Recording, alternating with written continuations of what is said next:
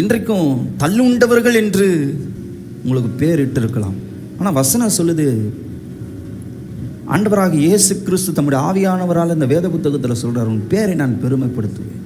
முதலாவது பாவத்தினால தள்ளுண்டவர்களாய், சுய புத்தினால் தள்ளுண்டவர்களாய், சுய இச்சையினால் தள்ளுண்டவர்களாய், விசாரிப்பார் அற்ற ஒரு சீயோனாய் காணப்படுகிற நம்மை கர்த்தர் அல்லேலூயா அல்லேலூயா நம்முடைய பேரை கர்த்தர் பெருமைப்படுத்துகிறார்.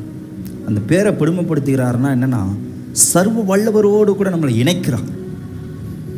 இயேசு என்று அறிக்கை செய்வதற்கு விசாரிப்பாரற்ற சீயோனை தகுதிப்படுத்துகிறார். இயேசு என்று நம் நாவில் அறிக்கை செய்து அவரை விசுவாசிப்பதற்கு, அவருடைய அற்புத அடையாளங்களை நம் மூலமாய் அனுபவிப்பதற்கு நம்ம பேரை அவரோடு கூட இணைக்கிறார்.